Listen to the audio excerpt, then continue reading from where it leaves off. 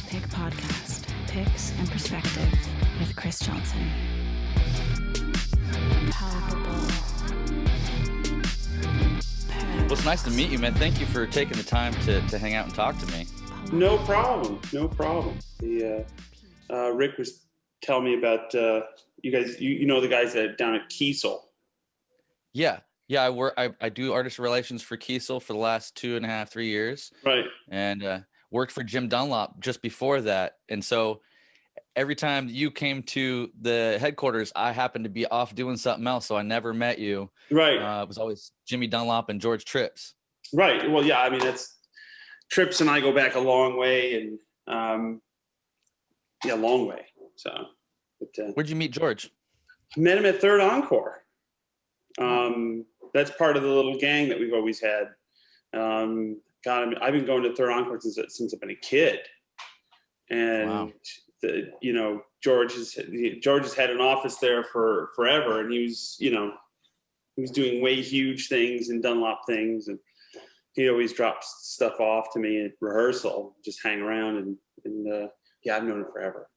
So he's a great dude. He actually he hit me up and said, "Hey, ask Joe about pipe night." I said, "Are you setting me up, bro? Don't set me up." He says, "I wouldn't set you up. Ask him about pipe night." What's pipe night? What's pipe night? Well, first of all, what is said at pipe night stays at pipe night. It's a circle of trust. And it is a group of like-minded individuals who get together at the original Nerdville theme park and here in California, in Southern California. And we discuss all things guitar, and in a frank, honest manner, where cancel culture doesn't exist and reputations don't get you a pass. So that's pipe night. Are we on? Are you just going? Like, are you just? Yeah, on? we're recording. We can go or we can stop. All right. So start whatever. It's all good. But yeah. Okay. So pipe night is definitely. We've had some wild ones up here, and we've had some good special guests. There's like, it started with 3 of us, 4 of us, and now we've gotten it up to about 6 or 7 on occasion, depending on who's in town. And I always host it up here at my house, aka Nerdville, which very few people have been up to this mythical place for guitar geeks, but. It's fun because it's a frank discussion on just all things. It's everything from gear to people, and our love for people, some of them. And we smoke cigars like cantankerous old men and pipes, and we solve the world's problems by the end of the evening. I dig it a lot. That's cool. You need a space where you can let it hang out and be your complete self, right? Well, yeah. I mean, one of the things about the digital age is you kind of have to fall into different lanes, and if you have opinions that are contrary to others, they're going to shout at you, and and it's an opinion is an opinion. There's no right or wrong. And especially with guitar playing. I mean, when you talk about other guitarists, when you talk about who prefers who over what, it's like, it's so subjective. Like, I like Thai food. I'm not really a big Thai food guy, but I'm not saying Thai food's bad. I'm just saying it's not for me. And that's kind of how guitar playing is. It's like, there's no right or wrong. There's no bad or good. It's very, very subjective, and it's always been. There was I talked to some of my friends about what people used to say about Stevie Ray in the 80s. Like, well, if I wanted to see Albert King, I go see Albert King. It's like, well, but that was before social media. It was like before the whole. Everybody's entitled to their expert opinion when I'm not sure if they qualify as experts. Just a question. Yeah, that's an interesting thing about the modern age, is that just because you have a voice, even just because you might even be a part of a category that people want to uplift, the voices of, doesn't mean that you have the smartest thing to say. It doesn't mean that you're objectively an expert on any of it. No. Right. So, and if you post under assumed names like High Gain 94, I have no time for that opinion, because you're asking me to assume that you have any knowledge of the subject, and a lot of times that they don't. But I guess for some people it's a good thing, and for some people it's a bad thing. I mean, it's and again, it's like, why would it takes a lot of effort to go in and troll somebody. Like I always had this notion of, like, if I wasn't in the public eye, I would be a really good troll. But it's not a good personality trait. It's you're projecting your unhappiness or frustrations on others and trying to make people feel unhappy and frustrated like you are, as opposed to working on yourself and working on, trying to do good in society. It doesn't have to be in the context of music. It's just in the context of anything, Yeah, because you could be using that energy to sort yourself out, but instead you're tearing somebody else down. Oh, people love the tear down though. They love it. Yeah. They can't wait. They can't wait until the cracks and the fissures where they can just get in there, and it's like, but you realize with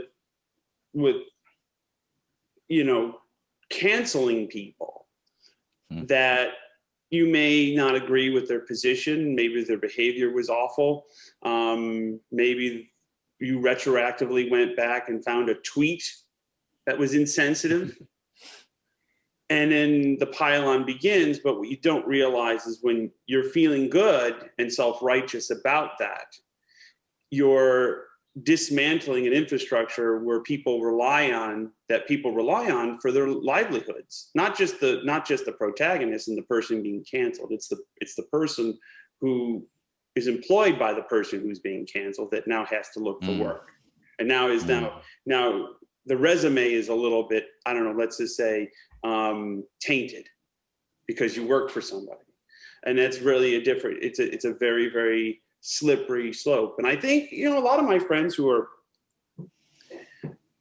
pretty open-minded, are saying that this cancel culture thing is just like, it's just bad for everyone, because it's like, nobody wants to put themselves out there.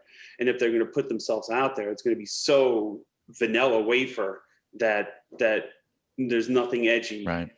Because you're afraid of the boomerang, a joke that goes bad. I mean, like my comedian friends, they're like, I wouldn't want to live like that. Why would you want to live like that? You're told to take something to the edge. You're told to be edgy and hip and modern, but you go over one step over the line, you're out. I wouldn't want to live like that. I'm glad I'm just a blues player. Yeah. Yeah, no, you raise a really good point, man. And I wonder how much art we're not seeing, how much edge we're not getting because of this right now, right? Because like there's a lot of people out there that got free spirits and a big creative mind, and that need to step over the line just a little bit here and there to get the point across, right? To get into, wake people up into either comedic laughter or into actual wakefulness around whatever point they're trying to drive home. But instead it's coming out vanilla, like, as you would say. Well, it's not vanilla in the sense that's the flavor they prefer. It's curated and run through a very, very, very vigorous set of, well, does this offend? Does this offend? Can we say that anymore? I mean, what do I have to say? I mean, like, two-man. Okay. Is that offensive? Well, to us, that's saying that digital modeling, is not included. So you might be careful with that, Joe. No, you can accuse me of being a cork sniffer, but not non-inclusive. Everybody's welcome. This is the thing. Everybody's welcome to the show. Anybody with a basic internet setup can set up now and showcase their talents. And there's no rules. There's no like, well, modeling amps are better than old amps. Okay, old amps are better than model amps. It depends on the circumstances. It depends on the gig. It depends on the music, and it depends on the player. I did a session with a friend of mine the other day. We were guest starring on another friend's record, and he brought a Fractal, and not a Fractal. What's the other one? Kemper. And he brought a Kemper, and I brought a Dumble, and he sounded like him, and I sounded like me. And if we switched cables, it would have been the same result. Because I love that. That's the 10,000 hours in the woodshed, trying to create fingerprints that are unique within playing, So there's no right or wrong. It just is, which is a good Zen. Absolutely. I can live with that. I think that's where we need to be, moving towards, is actually finding more acceptance for each individual style and expression of themselves, right? And even if that crosses the line, let them deal with the repercussions of it one-on-one with the people that they offend. The whole world doesn't have to police it. You're assuming the whole world sees it.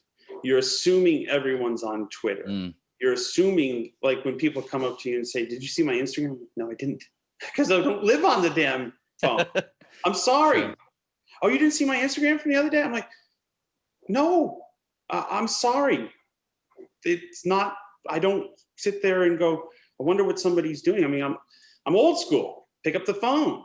Old school. Even old school minus like a text message. And that's the world we live in. It's like we kind of, and me included, set ourselves up in these narcissistic little bubbles that we assume everybody knows exactly what's going on 100% of the times because we tweet about it or Instagram about it. A lot of times, I mean, when I leave town or I don't want anybody to know where I'm at, I go total black ops CIA on you. I'll be posting pictures from a city I'm not even in because I don't want to see anybody, or I just want to like work. I have stuff to work on.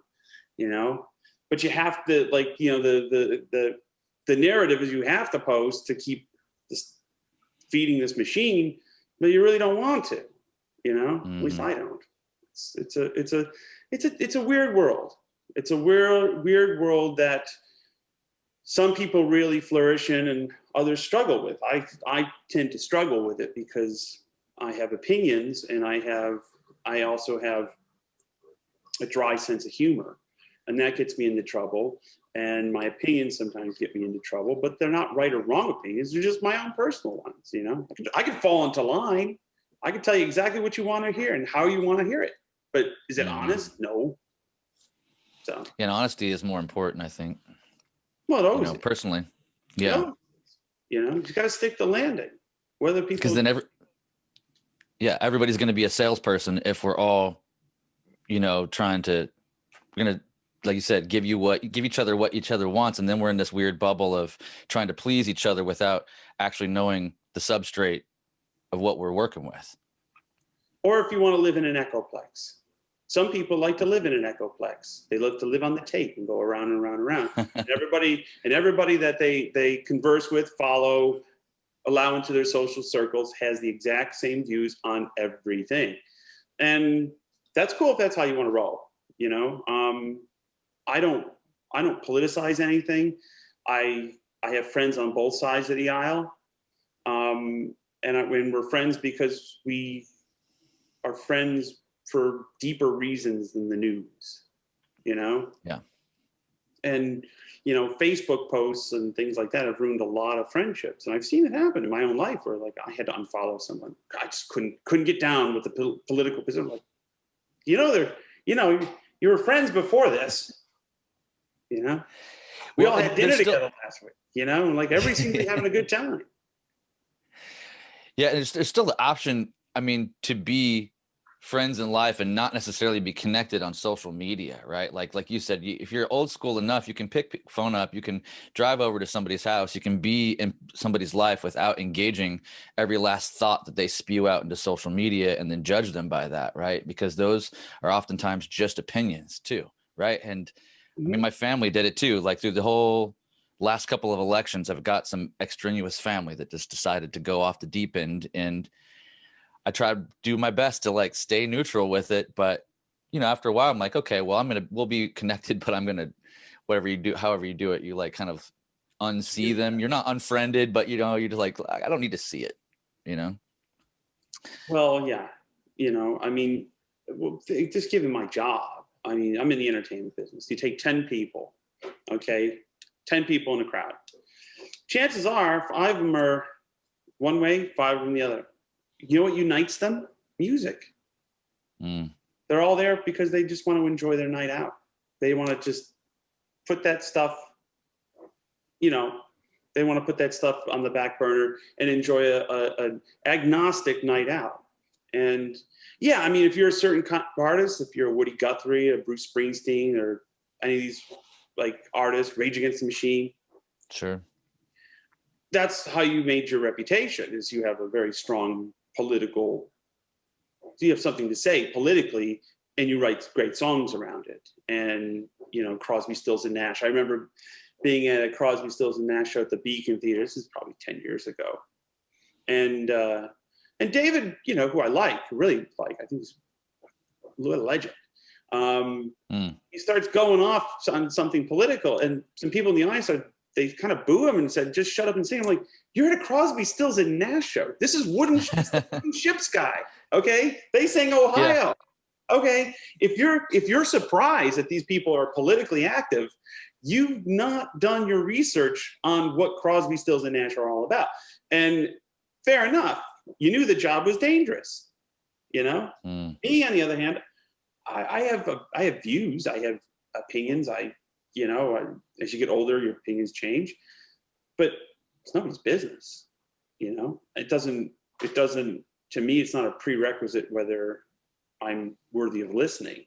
You know, it's nor do I want to even go into those waters. It's toxic and debatable and just brings trouble. I'm trying to cut out the trouble in my life. You know? Like trouble follows you wherever you go. There's a song, you know, trying to cut that out. Just like carbs and trouble.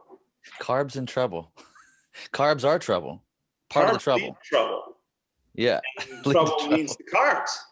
You realize, you know, it's like, it's a vicious cycle. Oh man, I think that must have come from Pipe Night. That's like a revelation right there. Pipe leads to trouble, trouble leads to pipe. These are the grand concepts that are discussed ad nauseum on Pipe. Well, and I think hearing your stance on this early on in this discussion, it kind of demonstrates to me that how you're able to continue to refocus, because you are obviously a busy guy, obviously have a lot of ambition, put out so many records, and continue to do all kinds of awesome collaborations. I know you're working with finishing an album with my boy Eric Gales and like doing some producing stuff. Yeah, we finished Eric's record a while ago, but because of lack of touring, it's been delayed till the end of the year. So, yeah, I mean, it's a great record and it's been done since last September. So it'll be a year old before people start hearing tracks from it. So, but a year goes by fast. 2020 was like the lost. It was like 365 days we're never going to get back, you know? Right. Kind of an asterisk. No. Well, and I'm curious, as you've, you know, been working with all this, like, is that kind of part of your mantra essentially? It's like, I want to cut out the garbage, cut out the trouble, so that you can stay focused on the thick list of things that you have going on. Is that kind of a conscious effort? No, I mean, I see minefields and I avoid them. I I shut up when I used to speak. It's part of getting older, because it doesn't make a difference. It really is not going to move the needle for me or anybody else. I know in 2021, like, it's very marketable to be like outspoken and edgy, and not for me. It's not. Trust me, I tried that. It didn't work. Didn't work. As far as I'm concerned, like, as far as like what I do, I started producing records 2017. Reese Winans asked me to do one. I told him no. I said, "Why do you want me to ruin your record? I'm the other side of the glass. I don't." But he convinced me to do it, and we did it with Josh Smith and Paulie Sarah, and I really enjoyed the process. I really, really enjoyed the process. I enjoyed the process of taking something from nothing and putting it together. So I think we've done 5 or 6, maybe 7 records. I just finished Joanne Shaw Taylor's record. We did Joanna Connor. I did an instrumental record called The Sleep Easies. I did Reese's record, Eric's record, and we're working on Larry McCrae's record this summer, which is like the final summer off before we all go back to work. And but yeah, that's a really nice way it's a nice distraction musically, because, you know, I can't just work on my own stuff all the time. I rarely do, unless there's a mission statement to make a record, you know. I'm not stockpiling songs. I'm not, you know, and I write in the time of the time. I write in the time of the record. So it's really more of a snapshot of where I'm at in life. Sometimes good, sometimes bad, sometimes just hanging out, you know? And that's why the records sometimes have a message, sometimes they have a point, and then sometimes they're just records. I like that. That's cool. So you're not like doing this thing where you write a bunch of songs and then just and then assemble a record. You don't ever really do that? I write for a reason. I write for a purpose. Like, we wrote Eric's record. Tom Hambridge, Kev Moe, myself, James House. We wrote Eric's record. Eric wrote some of it too. We wrote his record for him with his words in mind. And, you know, so it was like, that was a 5-month, 6-month process where we basically just go, I need to write you know, I wrote a whole bunch of stuff that he said down. And I said, well, here's some of the concepts that he wants to talk about.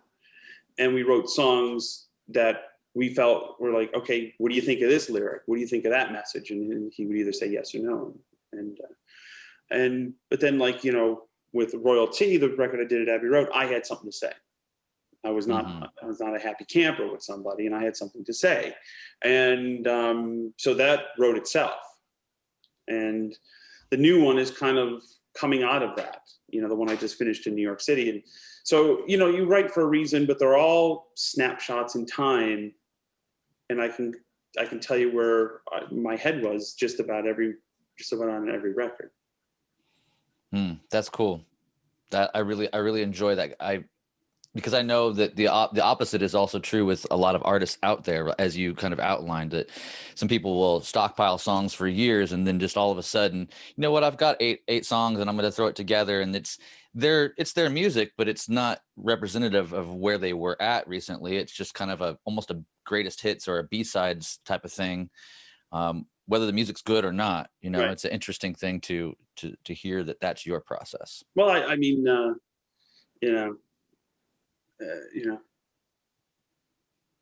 I always thought it'd be funny if somebody did a record called, you know, DPJ, you know, you're like, what's DPJ stand for? Dump the junk.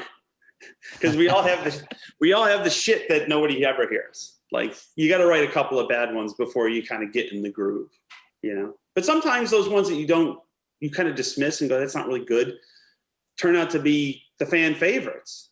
You know, I don't know. I mean, like, some of the best songs I thought I wrote kind of just come and go. And then the ones that you didn't really think much about at the time connected on a level that you're like, wow, okay.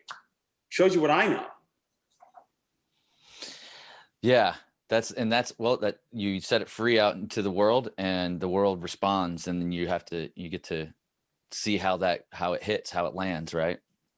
Yeah, I mean, you know, at this point in my career, I know what the fans really want to hear, and you know, and I'm honored by that. You know, I'm never going to be the artist that goes, well, you know, it's like, I know I'm known for long, overblown, self-indulgent guitar solos, but I'm just gonna just not play guitar on this record. It's like, you know, it's probably like, not going to go over. It's like Kellogg's getting out of the cereal business. You know, it's like, why would you do that? Yeah, people like the cereal. It's your mainstay. Yeah. So you got to make the base of the fans happy. And also, like, I felt like Royalty was interesting. I don't want to say departure, but I just felt like a shift. There was definitely a shift in that album. When I played that record, I was like, oh, this feels a little bit different than, in different territory than what I was used to. Hopefully they all got to be a little different. Yeah. At this stage of the game, I'm so deep into the career that they either got to, there's no reason to keep putting out the same songs, slow, medium, and fast, and changing the lyrics. You know, you have to challenge yourself, and you have to challenge your audience, and it's not always a win. It's not. It really isn't. I mean, but the willingness to take a chance is, as long as I still have that in me and not just playing it safe, then I'm okay. I feel that I make the records with the best of intentions, you know, versus just going, I just play it safe on this one. I kind of know what they want. Keeping the sense of artistry and the ability to evolve, I think, is super important. That's great. I appreciate that. It always has been. But I put out a volume of records, you know, probably 3 to 1 to most artists. But that's a strategy. It was a conscious decision to do it like that. And you know, some records are better than others, but generally I'm proud of all of the work, you know, and you know, it's just I just put my set list together for the summer, which is odd enough that we're actually gonna go play in front of people again. Odd enough. But you know, you're just like, oh, I forgot about that one. I forgot about that one because it's been out of sight, out of mind, you know. But I have a book. I have the book of the songs that we know as a band, and there's like 80 songs that we've recycled and cycled through the show over the last 6 or 7 years. I mean, it's and there's 2 records in the can. We never toured Royalty, and we have a new one ready to go that's going to come out in October. So you're like, I'm kind of like, wow, it's like for the first time in my career, I'm actually going, I don't even know what to play, you know, because I have 2 records that we've never toured on, and this catalog, and all the theme shows that we did, and it very, very, we're spoiled for choice now, you know. So to try to truncate that down to, you know, 2 hours is going to be a challenge. Speaking of shows, I read some quote about, I think BB King telling you to never change for anybody and keep your money tight or something like that. Watch your money. Don't change what you're doing and watch your money. That was he said that. Yeah. Rad advice. And keep doing what you're doing and watch your money. And at the end of the day, it's semantics. It means this exact same thing. And what better advice that you ever ask for, you know, to get from the king of the blues? Because that's wisdom. That's 60 years of wisdom. Like he never deviated. His career had ups and downs. I mean, when I first met him, he was playing a mixture of, this is in the late 80s, he was playing a mixture of like some festivals and some bigger audiences in Europe, but he was also playing, you know, routing dates in clubs. And, you know, I remember opening up for him in Providence. There's 300 people there for BB King. Wow. Never changed. He stuck to landing. And then as ebbs and flows, next thing you know, he's back in the big theaters again, playing amphitheaters. And you're like, okay, he practiced what he preached. And I'll always remember that and always appreciate that, because, you know, the pivot for relevance is dangerous. It really is. It's oh, how we, like, you know, people, they're like, well, last year, like, so how are you pivoting? I go, how do I pivot? You know, what do you want me to pivot to? You know, I'm a live entertainer. I'm not a guitar player. I'm not a singer, not a songwriter. I'm an entertainer. I can go entertain the squirrels in the backyard, tell a few jokes, play slow gin. Okay. That's not, you know, it's not going to pivot anything, you know? But so you have to just understand where you're at in life and accept that, you know. Don't ever look at someone and go, well, that should have been my career. No, that's your career is your career. You know, that's why it's all different. It's you know, never count anybody else's money, and never begrudge anybody else's success, and you'll be happy. Being happy for others' success is such a big lesson, I think, that a lot of people still have yet to learn.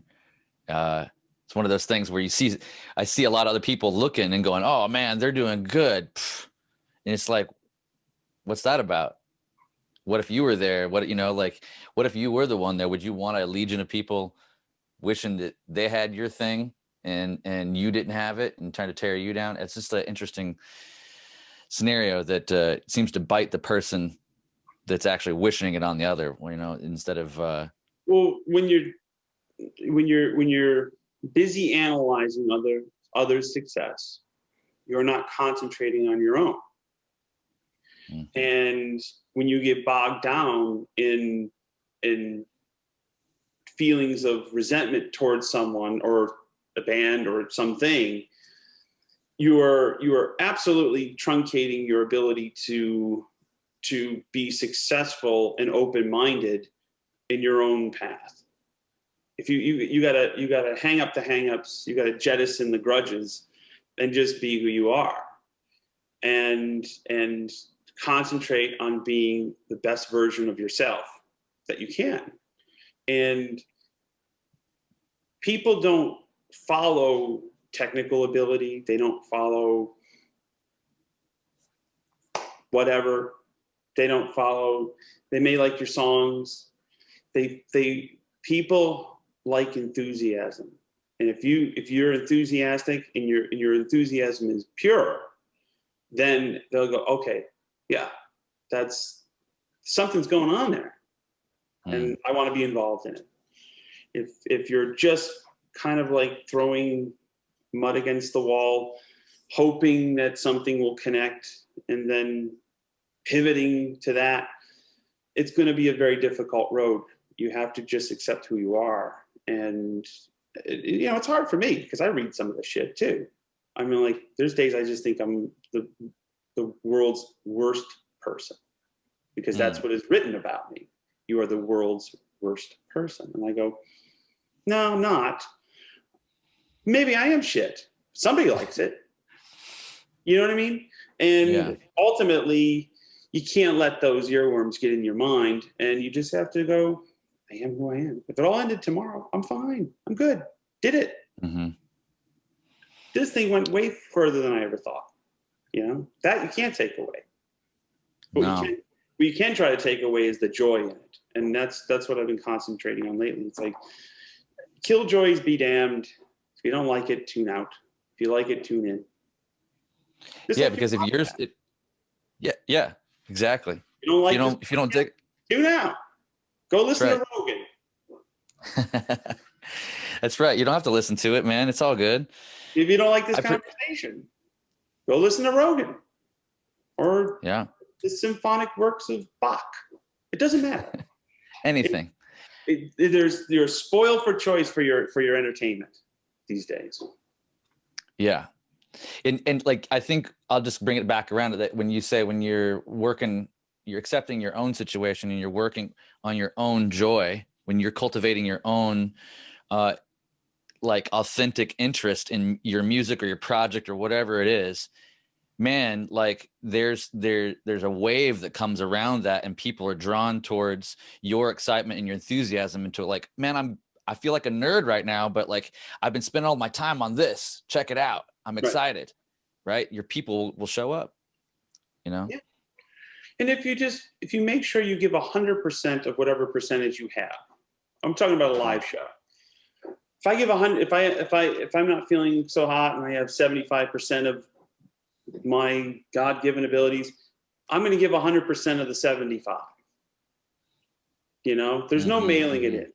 You know, it's a full contact sport, and you just give 100% of whatever percentage that you have at the time, and that's, you know, that helps. You know, there's no such thing as a bad gig. There's no such thing as a gig that's not worth your time.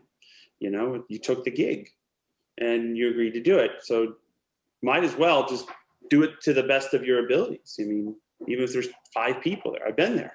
It's like, we're going to play a great show for these 5 folks, you know?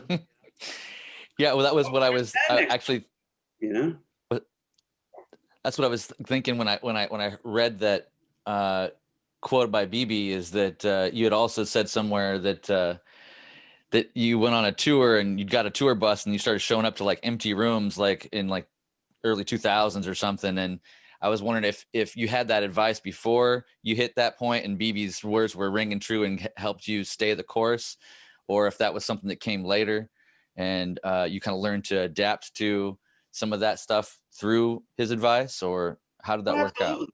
Oh, absolutely. I mean, there's been a lot of people that have been very, very supportive over the years. Peter Frampton, George Thorogood, Paul Rogers, you know, a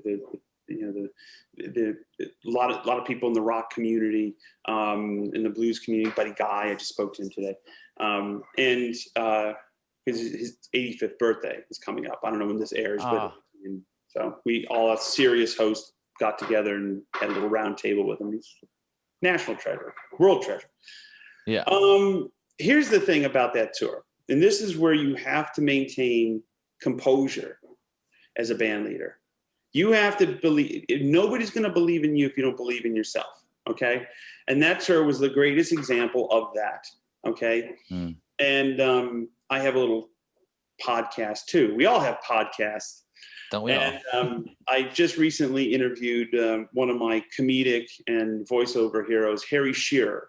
Okay, Derek Smalls from Spinal Tap, and the voices of, 15 characters on The Simpsons, which I'm probably the world's biggest Simpsons fan. And I told him this story, and the story is I said, we set out on tour of the Mid-Atlantics. This is in 2002. Okay, we rented a tour bus because we had a little backing from a promoter, put all the gear in the bay, and we set sail, right? Ticket sales weren't good, and things weren't going well probably in the first week or two. It was not great. And I remember being there with we had a trio and one guy. It's 4 people on the bus. And I remember being in a driver. And I remember being there with the band, and we popped in the Spinal Tap DVD to watch. This is towards the end. We knew that we're going home. This is not working. And the most demoralizing thing was that the Spinal Tap tour was going better than mine. Okay? The puppet show gig was better than what I was pulling. Okay? So at that point, so what do you do? What do you do? You go back, you just go, fuck it, I'm not going to deal with it. I'm going to do something else. Or do you just go, well, I cannot live with myself unless I do this, unless I see this through and give it my all and exhaust every avenue. 7 years later, almost to the day, I was on the stage headlining, sold out Royal Albert Hall, and Eric Clapton walked out. Okay, so at that point, if you give up, you'll never know. It's the known unknowns, you know? Yeah. And the thing about it is, are you gonna, all I know is that I don't know what's next. All I know is that if I give up today, tomorrow could be the day that changes my life. But if I'm not in it, or if I'm in brackish waters, like meaning I'll just hang around a little bit just to see what happens if something happens. That's the worst thing you could do. You got to commit fully to one thing, see it through, and exhaust every possibility. And you see a lot of people who are in that position who had career making moments in their mid to late 30s. I was 31. I was 4 days before my 32nd birthday. Now, if I put that cliched shelf life on oneself that they do in their 20s, like if I don't make it into music business by age 30, I'm gonna go into the newspaper business. Well, I would have been a year and 3/4 or 9/10 late. I would have been out. I would have been like, no, fuck it, I'm out. See? Man. And that's one of the things that you have to just, as a musician or in any career, is believe in yourself and make sure that what you're doing is with the right intentions and the right passion and fire. And look at me, I'm like some bozo with a guitar. I did pretty good, And You did great. There you go. Case in point. If I can do it, you can. Anybody can. It's great advice, man. It's because I always kind of think about it. There's a Pennywise song somewhere that says something about like, don't emphasize the pain of any one day. Right. And just keep moving on. Something to those degrees. It's a horrible paraphrase, but it reminds me of that. When I'm having a day where I'm like, nothing can go right or whatever, I think, well, if I can just get through this, take a deep breath, tomorrow is going to be something different, and nothing, even the bad shit doesn't stay the same forever. Right. It has to move. It has to make space for something else. So that's good advice, man. Thank you for telling that story. The definition of perspective is everybody has bad days in the context of who they are and the work that they choose to do. Okay, there's bad days. There's bands and private jets playing stadiums that are having a bad day. The minute you realize there's no such thing as a bad day is the minute you walk through the front doors of St. Jude's Hospital in Memphis and see those kids with cancer and their perspective on life. That's when you realize that your problems are shit. You don't have any problems. You're blessed. Every day you're blessed. No matter what annoys you, they're not real problems. And I did that. A few years ago. Went and visited a kid who was a guitar player. We gave him a J45. And just to get the tour and to see the optimism, but the anguish on the parents' faces. Like I can't believe my 5-year-old is having to deal with this, and so courageously. That's when you realize you don't have any problems. You're upright, you're functioning, you're healthy by and large. So that was a big eye opener for me, because you can get trapped in the macro of your bubble, and it becomes very narcissistic. It's like, oh, I can't believe I have to get up early today for an interview. Really? Is that your thing? Yeah. How about those days when nobody wanted to fucking interview you? How about those? Remember those, kid? Yeah. So you have to keep that in perspective. Yeah, perspective's big deal. So I'm curious because I'm a pick nerd myself and work for Jimmy Dunlop for for like five years or so. I'm curious about your story about guitar picks. Like what do you remember? Because I know you started playing really young, but I'm curious about what you remember in the early days about guitar picks. What, if you remember anything in particular, did your dad or somebody get you to play something in the early days, and how'd you land on what you're playing now? Okay, so basically my dad played guitar. I started when I was 4. So I inherited his pick collection. I inherited what he was using, And my dad was an acoustic player more than anything. And he favored like the late 70s, early 80s Fender medium or Fender heavy, regular Fender picks. Celluloid stuff. Yeah, plastic, whatever. And I use those. I messed around a little bit with the what's the orange Dunlop pick that everybody uses? Tortex. Tortex. I remember when I was like 7 or 8 years old, going to a music store, and I think my dad gave me like a $10 budget to where I can get a Whitman sampler of whatever was in the case and stuff like that. And they were all traditional size, regular size guitar picks, because that was what I thought, you know. I never got on with the tortilla chip Dorito triangle. Couldn't figure out how that was even possible. And it wasn't until I met Danny Gatton when I was 11 that, under his advice and mentorship, I started to mess around with small picks. And Danny used, and I still have a couple of his original picks. Danny used Fender.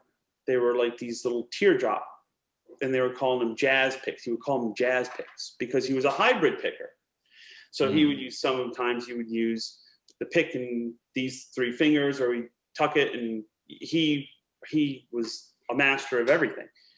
And because I just wanted to be him, like, because once I met him, like, I want to telly like that, I want amps like that, I want to play like that. Thought he was the coolest guy in the world to me.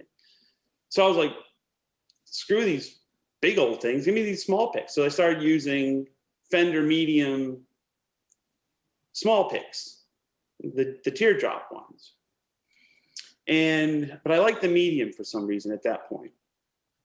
And he was teaching me how to hybrid pick, and I found it a lot easier to just kind of tuck it and use my thumb and these 3 fingers, and, you know, and all that kind of Telecaster goodness that he was known for, I was soaking in like a sponge.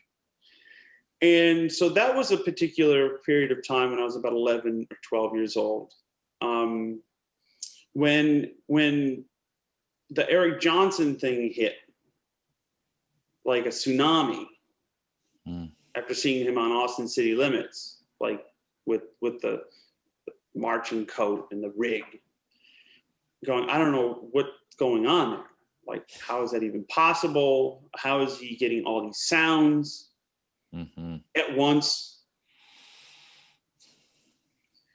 So I, like a lot of us, bought the Arlen Roth Hot Licks video series, Eric Johnson, total electric guitar. Because Danny gave me his one, Master of the Telecaster, and then Strictly Rhythm. And Arlen, who I still am friends with, because I did one for him when I was 18. And those are like the top selling videos. And Pete's Music in Utica used to rent those, okay? It was like they set up like a little Blockbuster video in the store. So one day we'd rent total electric guitar. I didn't want to give it back, you know, Eric Johnson, then it was Gatton, and then it was whatever, you know, Vinnie Moore. I remember watching his REH video, Ray Gomez. Oh yeah. You know, this was at the height of the LA, this was the height of it. And that was the first time I was going out to California and seeing it in real time and then watching the video. But the Eric Johnson thing hit me like a tsunami. And at the very end, he talks about his gear, talks about the Strat and the amps and the pick. He holds up the red Jazz 3. It's a gold one. He holds up a red Jazz 3. And I go, I think I saw those at Pete's Music House. Let me go check that out. So the next time I was down there, I bought a bunch of Jazz 1s, Jazz 2s, and Jazz 3s.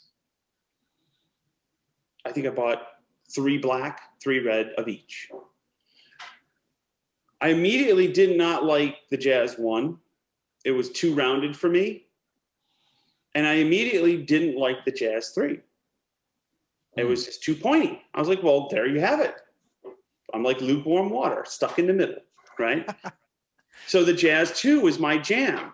And I liked the red ones because I liked the way it worked. And I was at that point in a band that was tuned down a half step. So I was using heavier strings. So I liked the thickness of it because it helped on the heavier strings, but we were tuned down. So, and I like the tone of it. I just like the tone of the red one because they are different. So I used that for a while. And then by the time I turned about 18 or 19, it was just an overnight thing. It was like I'd lost all my jazz twos, and all I had was a jazz three, and I had a show at the bitter end. And I just remember playing the whole night with the jazz three, and I go, I think this is good for me. Maybe because I got a record deal on that thing. Maybe it's psychosomatic. I got signed to Sony Music that day, or at least told I was being signed, which I ended up being signed. So then forever and a day, I was using red jazz threes. And in about 2007, 8 maybe, through George and Jimmy, Jimmy was nice enough to make my own mold, which he started putting Joe Bonamassa on the picks. Use the red ones, just living life, enjoying life in the sea of red jazz three goodness. And then George makes this fatal mistake. He goes, hey man, I had some of your picks made in some different materials.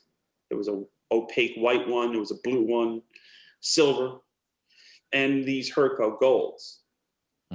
And I had been using, at that point, probably, God, since 98. So from 98 to about 2014, 16 years. The minute I picked up one of these gold picks, I was like, we're good. Never used the red one again. Really? Wow. And I've been using these for 7 years. And because the Herco material, I like the sound of it. And it's a little bit harder to the touch, which I like. And it's a little bit more articulate. So I'm getting more of a real time, because I don't legato anything unless I'm drinking. And I can get more of a real time articulation on the right hand, which goes along with my lack of legato. And that was it. And we make these little picks now, and they say Jim Dunlop USA on one side and Joe Bonamassa on the next. And the problem is with picks is you get so used to that feel.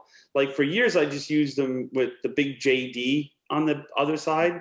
Now, when you feel that, you're like, that's weird. You know, the pick is such a personal thing for people, you know? Agreed. And it's and the audience doesn't know the difference. It's just how you feel when you're playing. And if you're a little uncomfortable, it's like, that's weird, you know? Same thing with tone and amps. It's like sound makes you play. If your tone's happening to you, the world's your oyster. If you feel like it's bright or saggy or compressed or too much gain, that's at least my Achilles heel.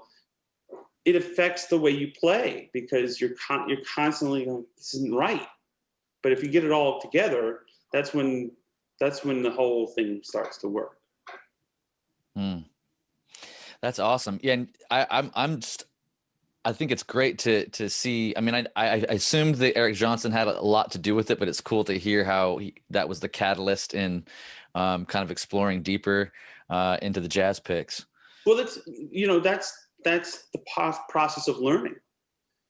You know, the process of learning, and back in my day, when we used to, you know, have horse and buggy, we didn't have YouTube. We couldn't just go to name one of the many thousands of Instagram influencer, YouTube star guitar teachers who are unbelievably good. And you couldn't directly access that information. So you had to rent it from Pete's Music House, listen to records, go to concerts. In my case, be lucky enough to befriend one of the world's greatest guitar players. Hang out with B.B. King when you're 12. Yeah, I'm lucky, I know. So that's how we learned, you know?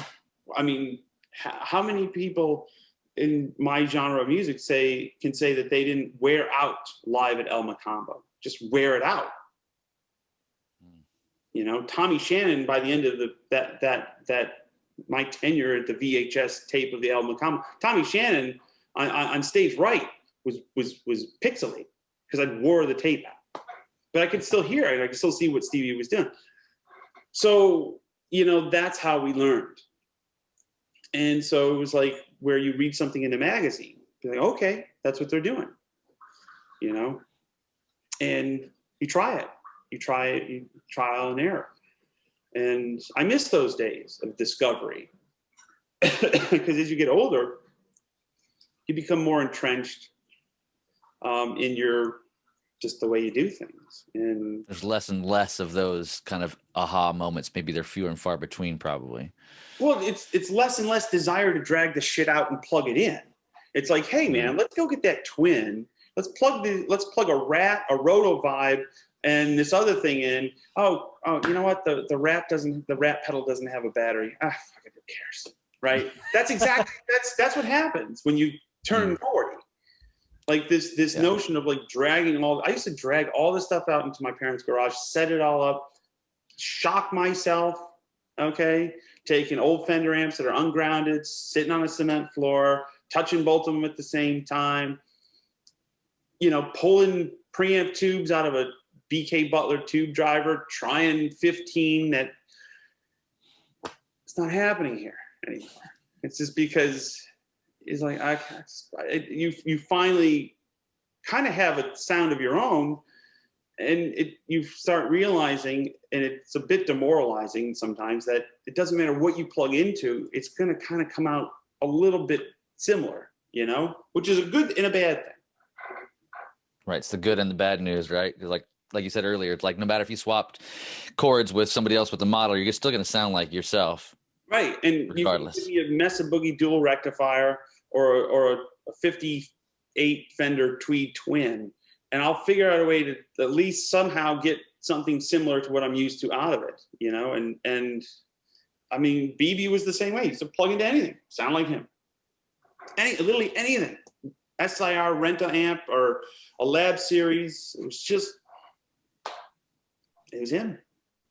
Now, do you always hold the pick the same way? Can you show us how you hold the pick, or do you shift it around a little bit for different techniques? I hold it very, very deep into okay. People look at it and they're like, wow, you hold the pick very, it's just kind of migrated over the years where this feels comfortable to me, and I keep it pretty low profile. And it's just, I play mostly a Gibson guitar with a curved radius and sometimes a collapsed bridge. And I find that it's just wherever it lands. There's no right or wrong. It's just how it lands. And I don't play hard, I play loud.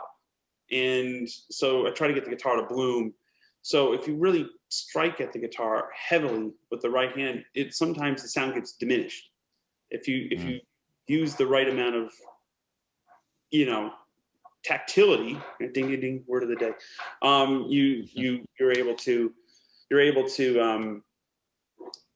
you're able to kind of calculate where the bloom point is, where the instrument's working for you through the amp, and this symbiotic relationship of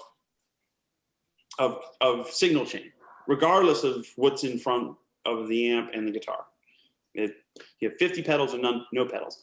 There's a point where the thing starts working and it starts talking to itself. You know what I mean? The amp's blooming, you're playing, and whatever that tone is, it's as good as it's going to be. And do you still tuck in and to use your thumb and do the kind of hybrid thing? You do that. You just tuck in, tuck out, and it just flips. Nice.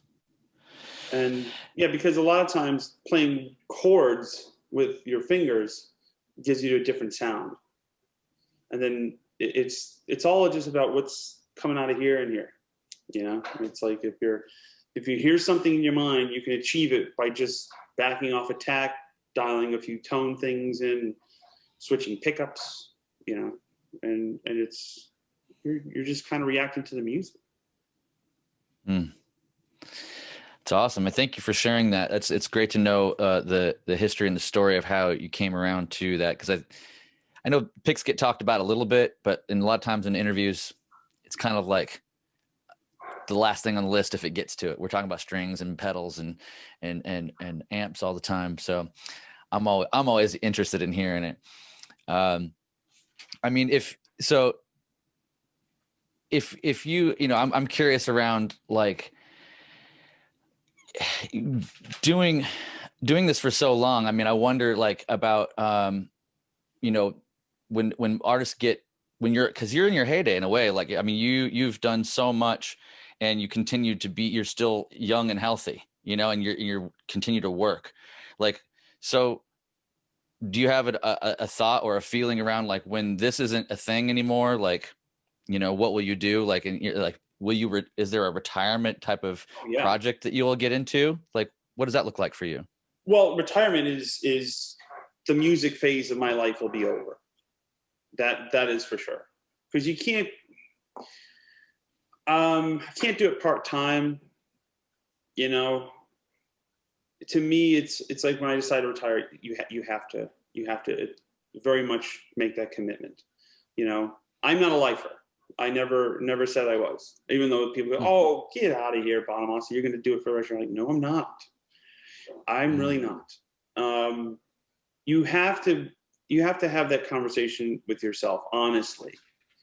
And it can't be a decision on lifestyle. It can't be a decision on anything other than your passion for it, because your audience can see when your passion is diminished. And then you're just mailing it in. And I never want to be that. I respect my crowd and my audience and my fans have been with me all these years too much to not be there emotionally and mentally. That's fair. I can appreciate that. Do you have a belief or an instinct about what happens when we pass away, when we leave this mortal coil? I have an epitaph that I'm going to put on my tombstone. What's that? I have no other thoughts on it. Here lies Joe Bonamassa. The bullshit's ended. The bullshit's finally ended. It's over. It's over. That's cool. That's reasonable. Mm-hmm. You just think it's lights out then? I have no idea. People from many thousands of years have speculated on that. We'll all find out one day.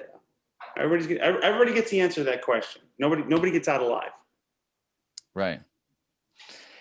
It's always interesting. I was raised Christian, so like my mom's still very heavily into it, and I ended up becoming more interested in Eastern wisdoms and like became a yoga teacher, and I meditate and do stuff like that.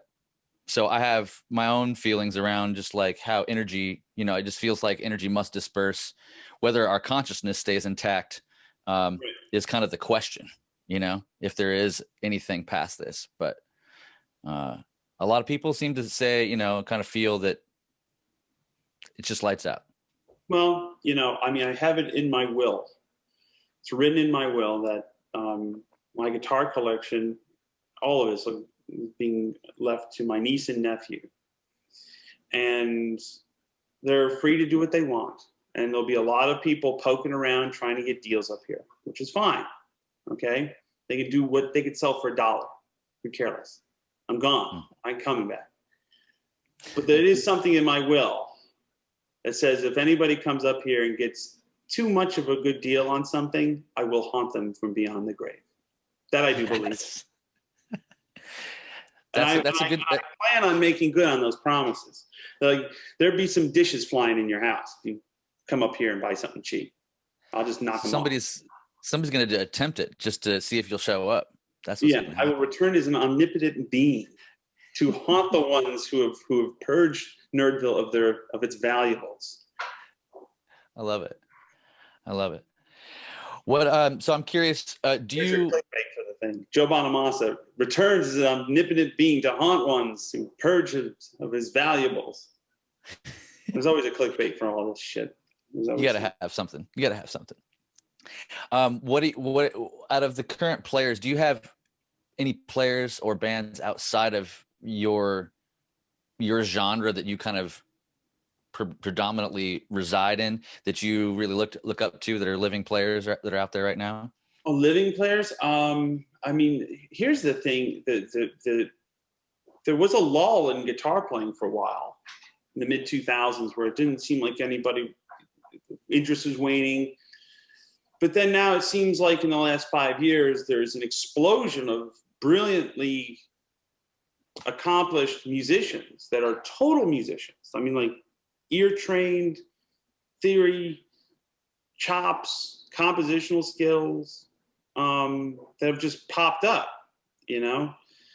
And so there's a lot of them, you know? I mean, you know, my cohort in these productions that I do, Josh Smith, probably my favorite musician I've ever worked with, because he's such a total package. He knows theory. He's got the feel. Sometimes those don't go hand in hand. He has the blues sensibility and the knowledge of the music. And, you know, I think he's my favorite of the lot. But there's so many good players now that it's almost, we're spoiled for choice. And, you know, it's just a lot to wade through. I mean, there's people popping up that I'm like, who are you? I've never heard of this. You know, this is my business, right? And I'm like, oh, you have 1 million Instagram followers. Not that Instagram followers is a gauge of success for anybody. Okay, let's just get that on tape. Okay, my goal in life is to be an Instagram influencer. Wrong. But the idea is, I'm like, oh, okay, so it's like an underground swell, which I like, because I root for the underdogs. I was one. Same. And right. But so there's a lot of like really, really wonderful players that are doing good things with the guitar and for the guitar community. How about that? That's a very media trained answer. It's very middle of the road of you, Joe. Very, very middle of the road. Very dodgy of me. Something. Yeah, I'm curious, like, if you've listened to any of like the modern guys, like, you know, like that a lot of times, like Tosin Abasi or like Misha Mansour, any of the kind of popular.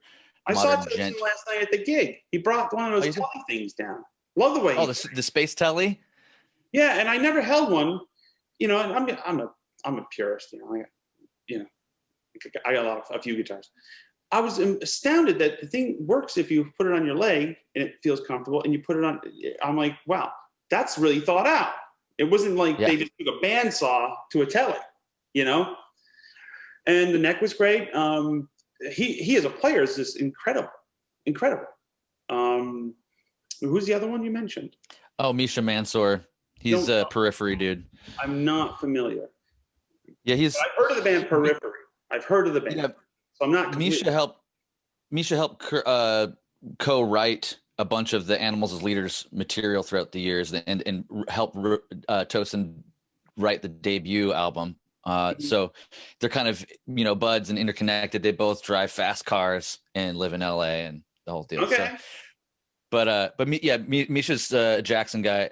I mean, he's maybe not like the centerpiece guitarist necessarily of the band. They have 3 guitar players in the band, so they're all really good. But it's just curious, you know, it's interesting to hear from people in that when they venture outside their own thing, you know, who they end up landing with or who appeals to them, you know, outside of their own genre, out in their own interests. It's, I very rarely listen to blues at home. I very rarely listen to music at home sometimes, but one of the things about playing is you don't know why something connects with you on an emotional level. It just does. Mm-hmm. And you don't know why something that doesn't connect on an emotional level either. It's like, I'm supposed to like this. I don't. There's players that are brilliant, and I'm supposed to like them because that's what the phone tells me. And I'm just like, I don't get it. And same could be said about me a lot. Okay, so I get that too. But then there's other players that are ragged on sometimes, and I'm like, no, you're doing good. I like that, and I don't know why. I don't know why, and I don't know why not. And that's the magic of music, is it connects it connects to the DNA for the ones who are willing to accept it in different ways and in different formats. And there's no right or wrong. It's impossible to say definitively who's the greatest of all time. It's impossible to say who's the greatest on earth at the moment. It fluctuates. There's at high echelon, people putting the time and the work, but there's no GOAT. Sorry, Instagram. I know I know those emojis come flying fast and furious for some people. There's no GOAT.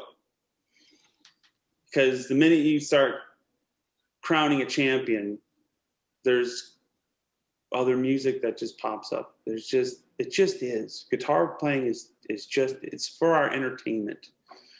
It's all Leo Fender wanted to do is just build Bob Wilson fucking Telecasters. Ted McCarty just wanted to get in the solid body business, and and Les Paul signed up for it, and before that there was jug bands and Benny Goodman. So simple times. Do you have you heard of that band band Krung? No. Are you familiar? No. They might. I don't get out of my. I'm not allowed. No. It's okay. They're interesting modern band. It's got a funky name from Thailand. Krung. It's means sky engine or something like that. But it's a 3-piece guy on Fender Strat. His girl is on like a P bass and a drummer, and they do this kind of world funk jam music that is killer. It's really killer out of the modern age. And they're predominantly instrumental, and they play big shows. And it's they're actually even surprised. We don't even know how we got big, because we've been playing, just hanging out in Texas, jamming music, and here we are. Now everybody likes this music. But there's a lot. There's Corey Wong's band. I forget the name of that band that he plays in. Corey Wong. I don't know. I don't know. I'm gonna think about it when we hang up the phone. But they're predominantly an instrumental funk band, and they're I think they did Madison Square Garden. Wolfpack. Oh yeah, Wolfpack. There you go. And you know what's great about that? No rules anymore. Try to sell an instrumental record to a major label 20 years ago. You'd be laughed out of the building. Get the hell out of here. Oh, one of these days we're going to sell at Madison Square. Sure, kid. Go have good luck with that. How's that new Mariah Carey thing? It's like that was the mentality. Now with the internet, you can do anything you want. You build it, and if they like it, they'll come out. Yeah.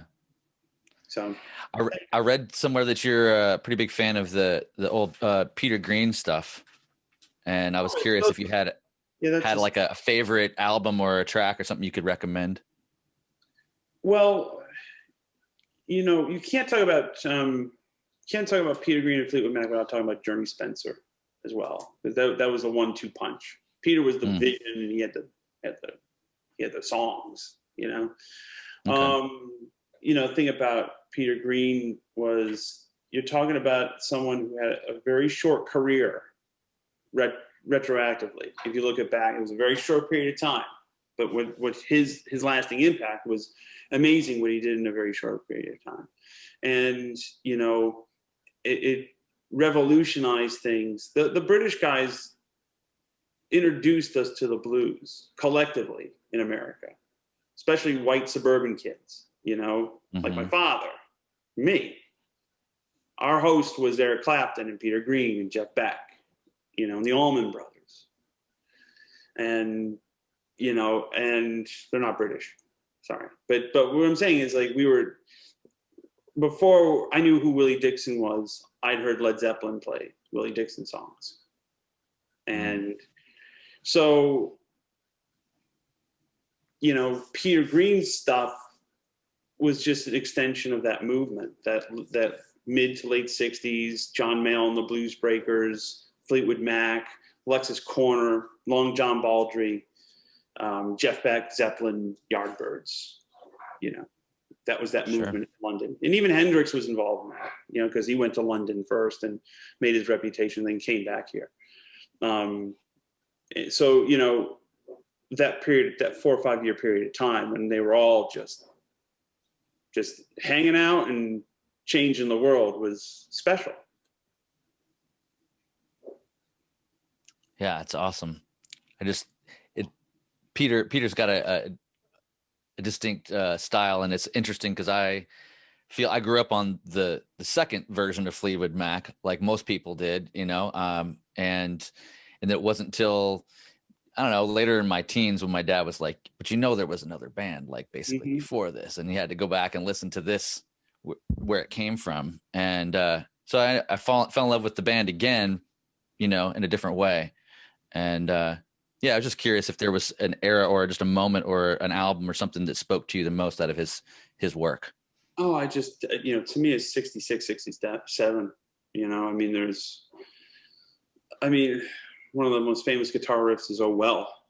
I mean, you just, it's been covered by everyone, you know. I mean, that's Albatross, you know, all that stuff, you know, Black Magic Woman, you know, just, it's, you start, you know, and it's a real lesson too. It's the songs that really stand the test of time. It's not the playing. I can't hum you the guitar solo. I can sing you the song, you know?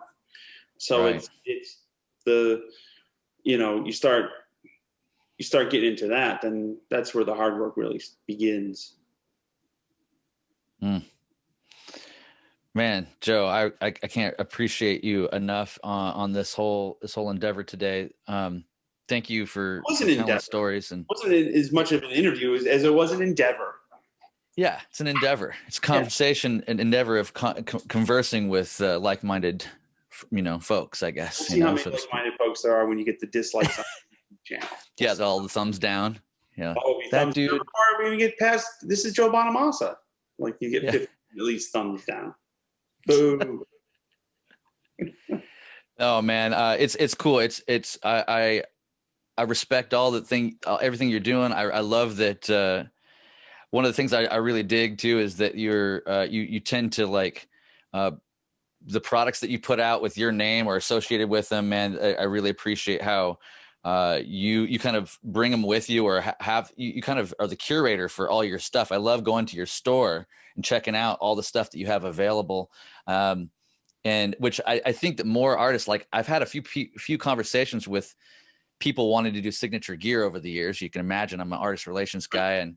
And in fact, Misha Mansour from Periphery was one of them that called up one day when I was at Dunlop and was like, hey, like, how do I do a signature pedal? And I'm like, with you guys. And I'm like, well, you should look at what Joe Bonamassa's doing. You know, Joe's got it sorted out. Like, he puts his name on some stuff, but he also just makes cool stuff that is associated with him. And then, you know, and then he's oftentimes the dealer for the stuff too. And, you know, people come to him for it instead of, you know, putting on a shelf and waiting for other people to come and figure it out, you know? And, so I don't know whose idea it was to do it that way necessarily, but I can really appreciate, how you've put together, your business on that. That's my manager, Roy, and our team down in South Florida that really worked tirelessly on my behalf 24/7. And the business term is a vertical integration, where it's basically everything's under one roof: the record company, the touring company, the merch company, you know, licensing department, publishing house is all stacked. You know, and one of the things is, you know, if you make something cool, people will buy it because it works, and it works for applications that are beyond what I can do with a guitar. You know what I mean? So it's not just, here's my sound in a box. It's like, no, this box will do other things, you know, or this slide is what I would use either way, you know? Sure. And you know, or guitar, whatever, it doesn't matter, you know. And then we do the Epiphones every year because, you know, they're at a price point where they're obtainable, you know, and you don't have to spend $1 million on things that you can literally, if you put your mind to it, you can rule the world with it, damn thing. So Right. That's awesome. Yeah. well, it's been a pleasure and an endeavor, my friend. Thank you so much, Joe. Players Pick Podcast, Picks and Perspective with Chrys Johnson.